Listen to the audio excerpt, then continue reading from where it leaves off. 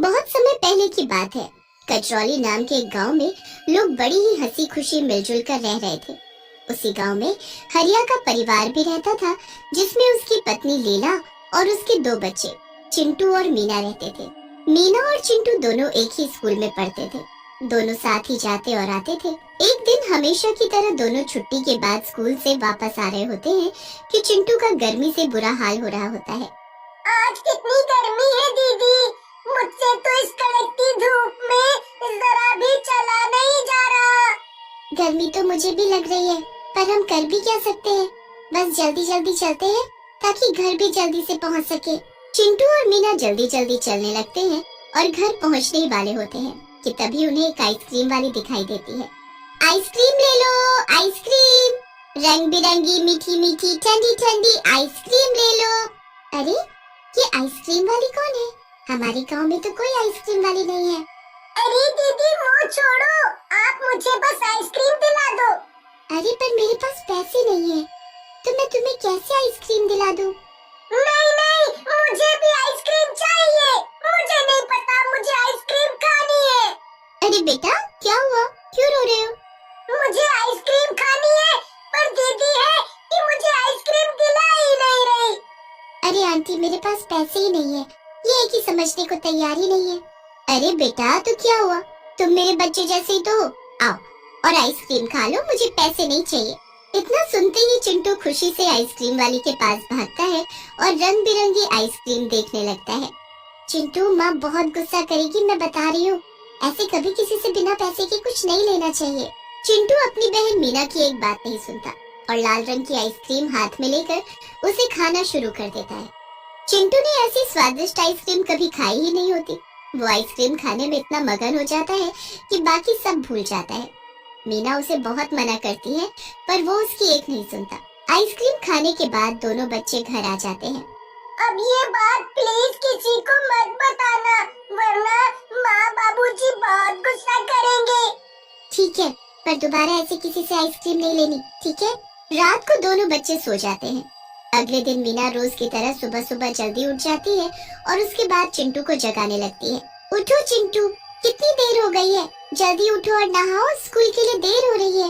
मीना चिंटू को बहुत उठाती है पर वो उठता ही नहीं है। उसके बाद मीना गुस्से में चिंटू की चादर उसके मुंह से हटा देती है, तो उसका चेहरा देखकर घबरा जाती है। चिंटू का चेहरा एकदम लाल हो रखा होता है। मीना जोर से चिल्लाती है, माँ बाबा जल्दी आओ, ये देखो चिंटू को क्या हो गया। मीना की आवाज सुनकर उसके माँ बाबा वहाँ दौड़े चले आते हैं और वो भी चिंटू की हालत देखकर घबरा जाते हैं। किसी को कुछ समझ ही नहीं आ रहा होता कि आखिर चिंटू को हुआ तो क्या हुआ।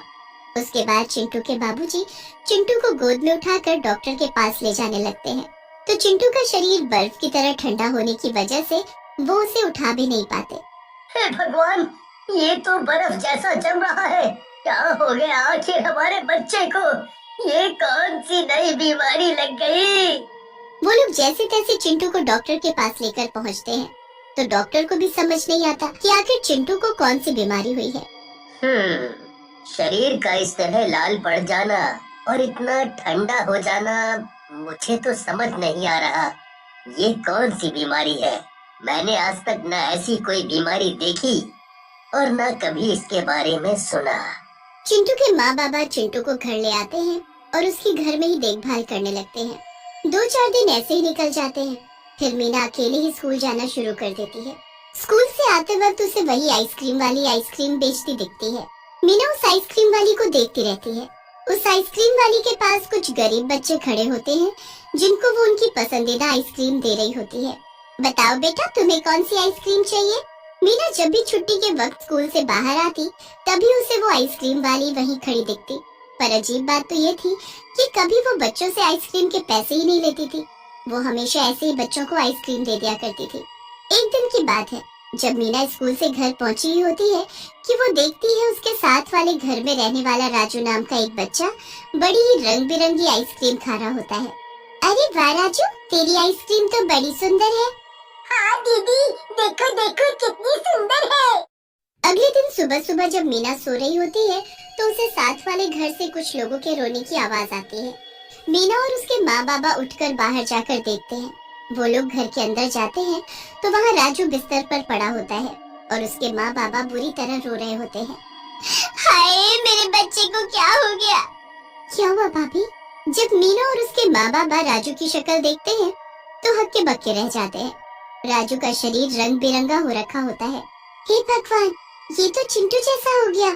वही तो, तुम्हारा बेटा भी अभी तक ठीक नहीं हुआ, क्या मेरा राजू भी ऐसा हो जाएगा?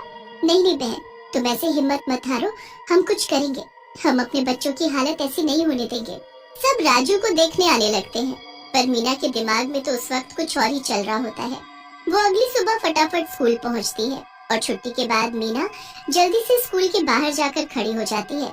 फिर वो उस आइसक्रीम वाली पर पूरी नजर रखती है। वो औरत जैसे ही आइसक्रीम बेचकर बाग के रास्ते कहीं जाने लगती है तो मीना भी उसके पीछे पीछे जाने लगती है। काफी आगे जाने के बाद वो औरत एक झोपड़ी में जाकर घुस जाती है। उसके बाद मीना चुपके से आगे जाती है और झोपड़ी में झांक कर देखती है तो उसके होश उड़ जाते हैं। वहाँ वो औरत उसकी आंखों के सामने एक चुड़ैल में बदल गई होती है। कितना मजा आ रहा है बच्चों को ऐसी हालत में देखकर। हे भगवान, ये तो चुड़ैल है और इसी ने सब बच्चों को आइसक्रीम खिलाकर उनकी ऐसी हालत की है। अब क्या होगा? मुझे सब पता करना होगा, तभी मैं सब बच्चों को ठीक कर पाऊंगी। मीना वहीं खड़ी रहकर सब देखती रहती है। चुड़ैल एक जानवर को मारकर उसका खून निकालकर उसमें मंत्र पढ़ने लगती है। मंत्र पढ़ने के बाद वो खून सारी आइसक्रीम पर डाल देती है। हो गई मेरी जादुई आइसक्रीम तैयार। अब मैं कल ये आइसक्रीम बच्चों को खिलाकर उनको बर्फ का बना दूंगी। इस चुड़ैल ने सारे बच्चों को खत्म करने के लिए कितनी बुरी चाल चली है, पर मैं भी इसका जादू नष्ट करके रहूंगी। मीना जल्दी से गांव वापस जाकर सबको चुड़ैल के बारे में बता देती है। गांव वाले मीना की बात सुनकर हक्के बक्के रह जाते हैं। फिर वहीं खड़े एक पंडित जी बोलते हैं, इस चुड़ैल को हमें अमावस की रात को खत्म करना होगा। किसी और दिन इसे खत्म नहीं किया जा सकता। ये बस मीना ही कर सकती है, क्योंकि चुड़ैल बच्चों के आसपास ही रहती है और मीना काफी बहादुर भी है। और इसे करना क्या होगा? इसे सामग्री से भरी एक हांडी को चुड़ैल के घर में रख कर आना होगा। इस हांडी में इतनी गर्मी है कि वो सारी आइसक्रीम को पिघला देगी। जैसे ही वो आइसक्रीम पिघलेगी, वैसे वैसे वो चुड़ैल भी पिघल जाएगी। बस फिर सब अमावस की रात का इंतजार करने लगते हैं। जैसे ही वो रात आती है, मीना आधी रात में वो हांडी लेकर उस चुड़ैल के घर में जाती है। मीना उस हांडी को चुड़ैल के घर में रख तो देती है, पर जैसे ही वो घर से बाहर जाने लगती है, चुड़ैल उसके सामने टकरा जाती है। मीना चुड़ैल को देखकर बहुत ज्यादा घबरा जाती है। तू यहाँ क्या कर रही है? तुझे मेरे घर का कैसे पता लगा? मैंने कुछ नहीं किया, मुझे जाने दो, मुझे जाने दो। ऐसे कैसे जाने दो? मुझे तो लग रहा है तू ही है जिसने मेरी आइसक्रीम पर कुछ ऐसा किया है कि उसका जादू काम ही नहीं करता। नहीं नहीं, मैंने कुछ नहीं किया, मुझे जाने दो। चुड़ैल मीना के बाल पकड़ती है और उसे घसीटते हुए घर के अंदर ले जाती है। मीना बुरी तरह चीखने चिल्लाने लगती है, पर चुड़ैल को कोई फर्क नहीं पड़ता। आज मैं तेरे ही खून पर जादू करके उसे इन सभी आइसक्रीम पर डालूंगी। चुड़ैल मीना को एक कोने में बांध देती है। उसके बाद जैसे ही चाकू एकदम पैना हो जाता है, वो खिड़की से आसमान में चांद की तरफ देखकर मुस्कुराती है। आ गया सही वक्त। अब मेरी जादुई आइसक्रीम फिर से अपना कमाल दिखाएगी। बस उस पर एक बार इंसानी खून चढ़ जाए। चुड़ैल हंसती है और चाकू उठाकर मीना की तरफ बढ़ने लगती है। वो जैसे मीना की गर्दन पर वार करती है कि चाकू के साथ उसका हाथ पिघलकर नीचे गिर जाता है। ये क्या हुआ? मेरा हाथ क्या किया है तूने लड़की? जल्दी बता मुझे। चुड़ैल दूसरे हाथ से चाकू उठाती है, पर जैसे ही वो चाकू को हाथ लगाती है कि दूसरा हाथ भी पिघल जाता है। चुड़ैल बुरी तरह चीखने लगती है और अपनी आंखों से खुद के शरीर को पिघलते हुए देखती है। वो बहुत कोशिश करती है, पर उस हांडी की गर्मी से उस चुड़ैल का शरीर पल भर में पिघल जाता है। मीना वहाँ से भागती है और गांव पहुँचती है, तो वहाँ अपने भाई के साथ सभी बच्चों को पहले जैसा ठीक देख खुशी से झूम उठती है। पूरा गांव मीना की बहादुरी की प्रशंसा करता है और फिर बच्चे कभी भी किसी अनजान आइसक्रीम वाली से फ्री की आइसक्रीम या कुछ और नहीं खाते।